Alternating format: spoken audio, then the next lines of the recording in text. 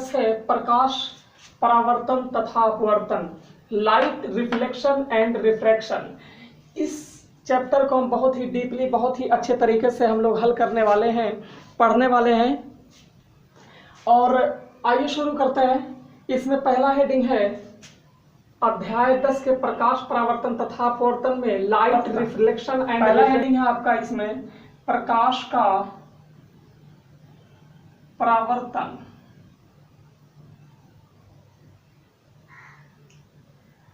Reflection of light, प्रकाश का परावर्तन, reflection of light,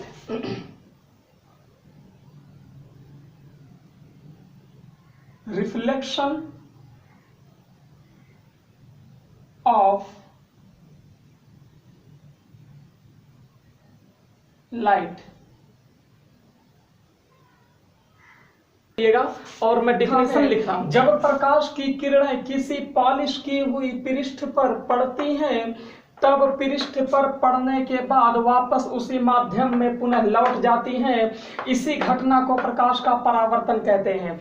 ये हमारा है परावर्तक पृष्ठ, जिस पर प्रकाश की किरण पड़ रही है। जिस सरफेस पर, जिस पृष्ठ पर प्रकाश की किरण पड़ती है उसे हम परावर्तक पृष्ठ कहते हैं। प्रकाश की किरण जो आती है उसे हम कहते हैं आपतित किरण, यानी आने वाली किरण। जो प्रकाश की किरण आ रही है उसे हम आपतित किरण कहते हैं। और दर्पण पर पड़ने के बाद, यहाँ दर्पण पर यानी शीशे पर परावर्तक पृष्ठ पर पड़ रही है, यहाँ पड़ने के बाद वापस उसी माध्यम में, माध्यम ये पहला माध्यम है, ये दूसरा माध्यम है। जब कोई प्रकाश की किरण किसी परावर्तक पृष्ठ पर पड़ती है तो वापस उसी माध्यम में लौट जाती है। प्रकाश की इसी घटना को कहते हैं प्रकाश का परावर्तन। जब प्रकाश की किरण, कोई भी आपतित किरण, यहां मैंने एक किरण, एक रे ले रखा है, यहां पर प्रकाश की हजारों सैकड़ों किरणें हो सकती हैं। प्रकाश की किरण जब आई, किसी परावर्तक पृष्ठ पर पड़ी, तो वापस उसी माध्यम में लौटना ही प्रकाश का परावर्तन कहलाता है। इतनी बात क्लियर है? अब इसके दो नियम हैं, परावर्तन के नियम हैं। प्रकाश के जो दो नियम हैं, पहले हेडिंग डालते हैं हम प्रकाश के परावर्तन के नियम।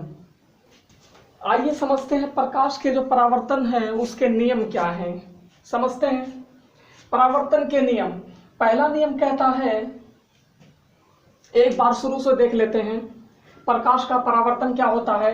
जब प्रकाश की किरणें किसी पॉलिश की हुई पृष्ठ पर पड़ती हैं, तब पृष्ठ पर पड़ने के बाद वापस उसी माध्यम में पुनः लौट जाती हैं। इसी घटना को प्रकाश का परावर्तन कहते हैं। मैंने परिभाषा में लिखाया, जब कोई प्रकाश की किरण किसी परावर्तक पृष्ठ पर पड़ती है, तब जब वो परावर्तक पृष्ठ पर पड़ती है, तब परावर्तक पृष्ठ पर पड़ने के बाद वापस उसी माध्यम में लौट जाती है। प्रकाश की इसी घटना को कहते हैं प्रकाश का परावर्तन। यहाँ हमने प्रकाश की जो आने वाली किरण है इसको हमने कहा है आपतित किरण, ये है बीच का अभिलंब, और ये जो लौट करके जा रही है ये है परावर्तित किरण। ये जिससे टकरा रही है प्रकाश वो है परावर्तक पृष्ठ। यानी कहने का सीधा सीधा मतलब है, जब कोई प्रकाश की किरण किसी परावर्तक पृष्ठ पर पड़ती है, जब कोई प्रकाश की किरण किसी परावर्तक पृष्ठ पर पड़ती है, तब दर्पण पर परावर्तक पृष्ठ पर पड़ने के बाद वापस अपने ही माध्यम में लौट जाती है, और यही लौटने की घटना कहलाती है प्रकाश का परावर्तन, रिफ्लेक्शन ऑफ लाइट। इसके दो नियम हैं।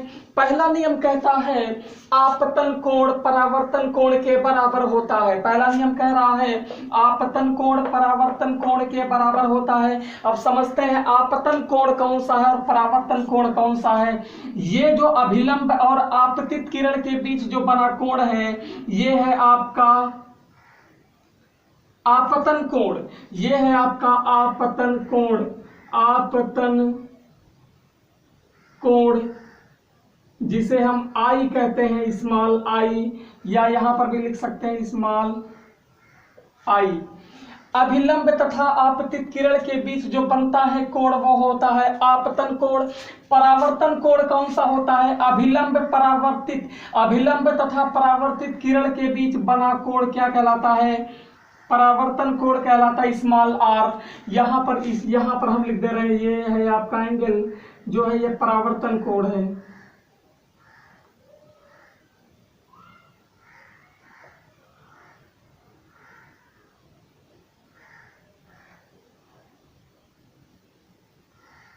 परावर्तन कोण है ये स्मॉल r है और ये आपका स्मॉल i है। आइए समझते हैं पहला नियम क्या कहता है। पहला नियम आपका कहता है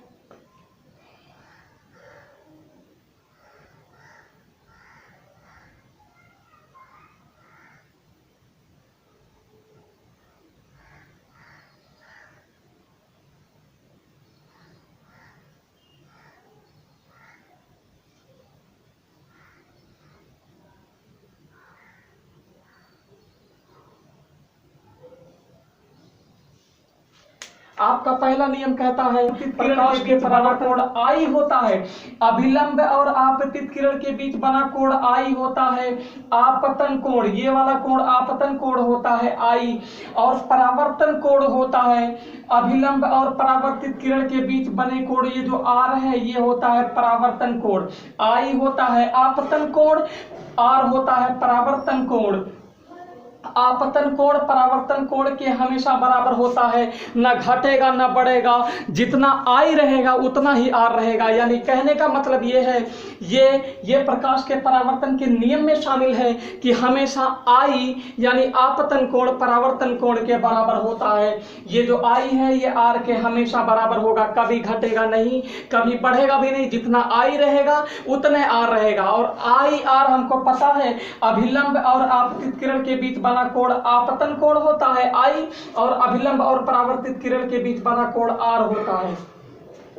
दूसरा नियम कहता है आपतित किरण अभिलंब तथा परावर्तित किरण तीनों एक ही तल में होते हैं। आपतित किरण जो आ रही है, अभिलंब ये जो आपका परपेंडिकुलर है परावर्तक पृष्ठ के लंबवत है ये, और परावर्तित किरण जो जा रही है, तीनों एक ही बिंदु पर एक ही तल में होते हैं, जिसे आपतन बिंदु कहते हैं। यहां से हमने इसको डिनोट किया है, यहाँ आपतन बिंदु, ये आपका आपतन बिंदु है। ये तीनों एक ही तल में होते हैं, जहां पर प्रकाश की किरण किसी परावर्तक पृष्ठ पर आकर के पड़ती है और उसी माध्यम में जब लौटती है तो वहीं से लौटती है जहां पर प्रकाश की किरण पड़ती है।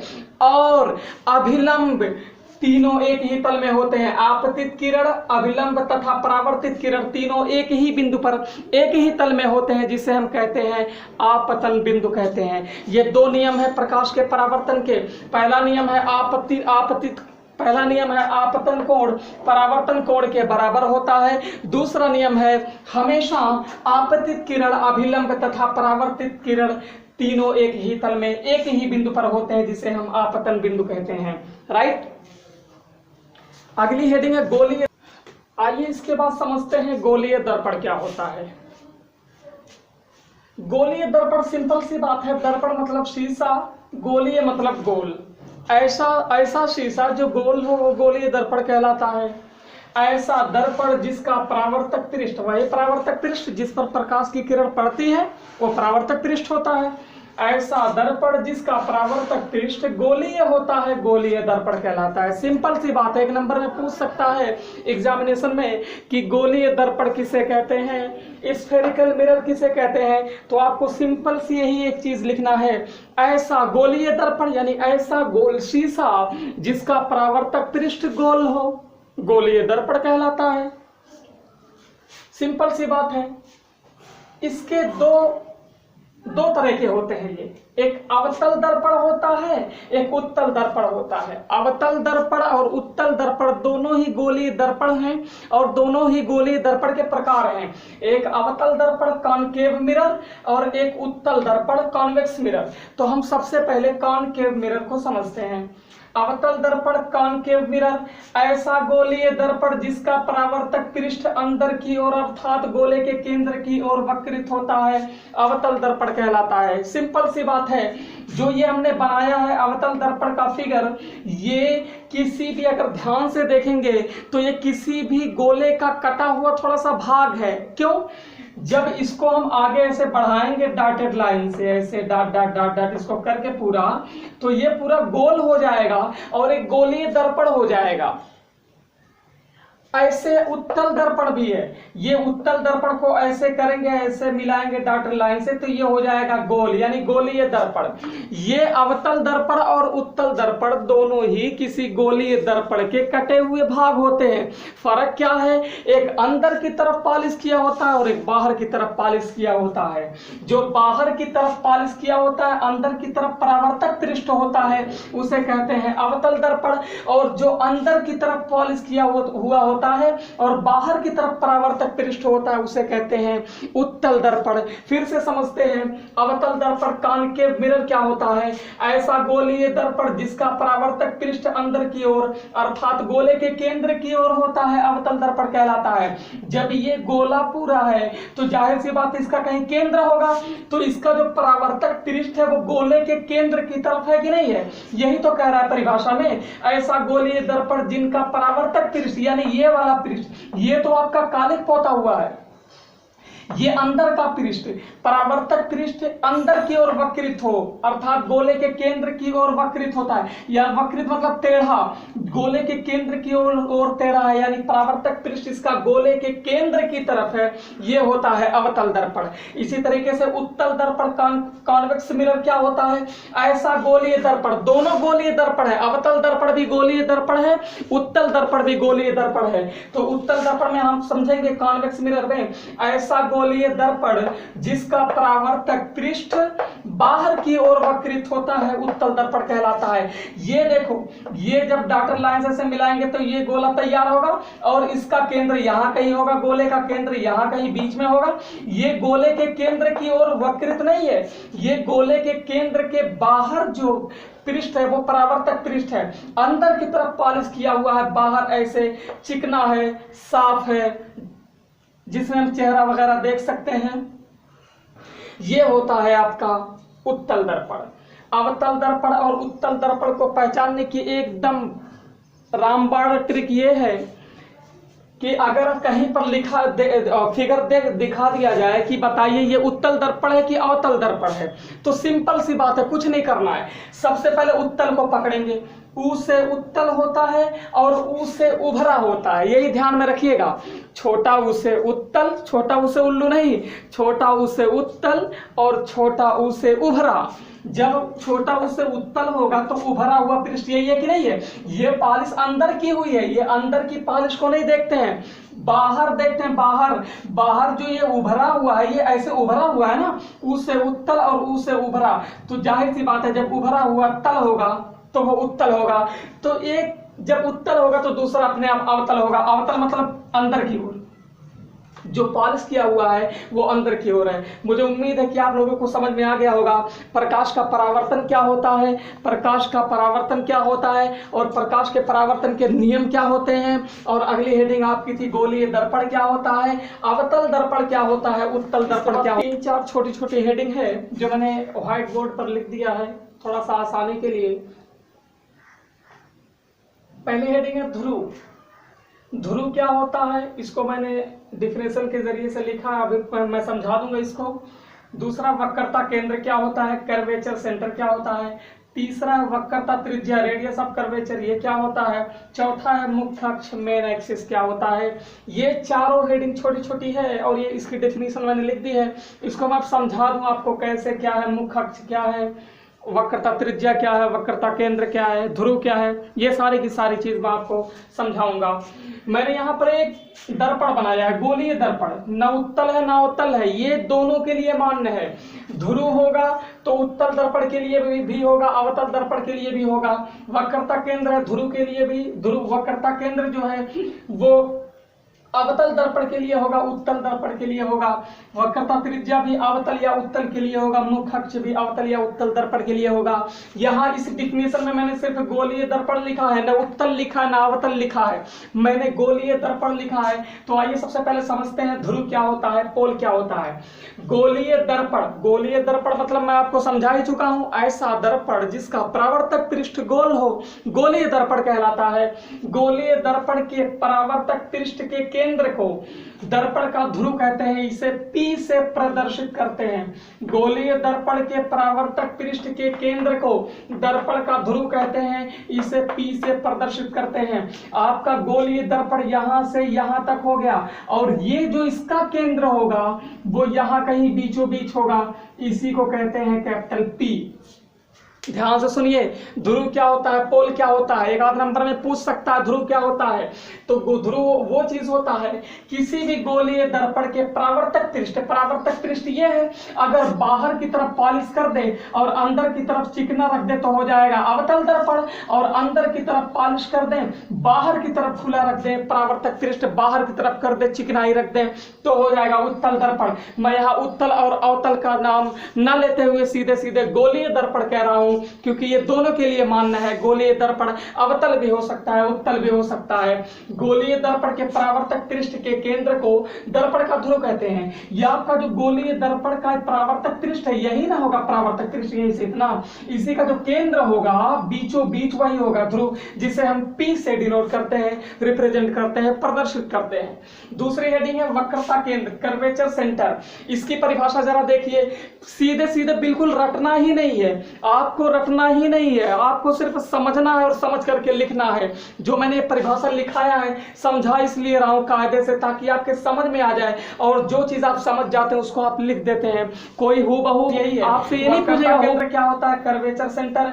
गोलीय दर्पण का परावर्तक पृष्ठ एक गोले का भाग होता है। हम सब जानते हैं कि जो गोलीय दर्पण होता है, चाहे वो अवतल दर्पण हो चाहे वो उत्तल दर्पण हो, वो किसी न किसी एक गोले का भाग होता है। मैं पहले समझा चुका हूं आपको, किसी एक गोले का कटा हुआ भाग होता है। पूरा का पूरा जो गोलीय दर्पण होता है उसको जब हम थोड़ा सा हिस्सा काट के निकाल देते हैं तो वही हो जाता है अवतल या उत्तल दर्पण। गोलीय दर्पण को जो काट के निकालते हैं, तो गोलीय दर्पण का परावर्तक पृष्ठ, ये जो परावर्तक पृष्ठ है एक गोले का भाग होता है। इसको जब हम डॉटेड लाइन से मैंने बताया पहले, इसको मिलाएंगे तो इसका कहीं केंद्र, ये पूरा गोला बन जाएगा, और जाहिर सी बात है जब गोला बन जाएगा तो उसका केंद्र यहाँ कहीं होगा।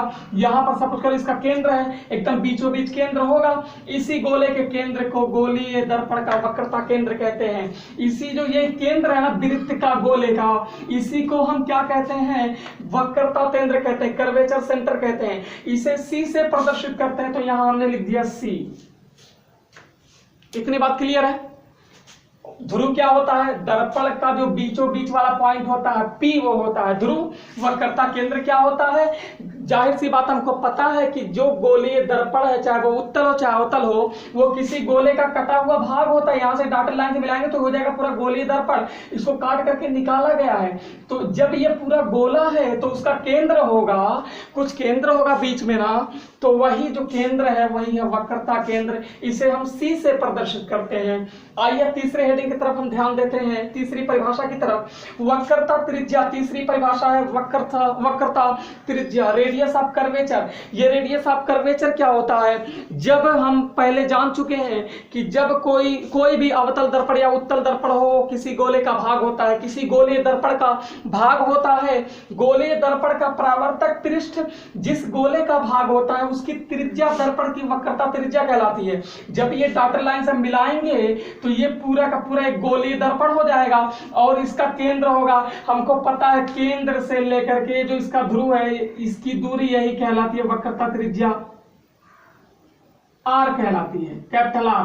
यही यहां से C से लेकर के, केंद्र से लेकर के इसके ध्रुव तक यानी P तक की दूरी है R कहलाती है। इसे हम कैपिटल R से रिप्रेजेंट करते हैं। कैपिटल R मतलब रेडियस।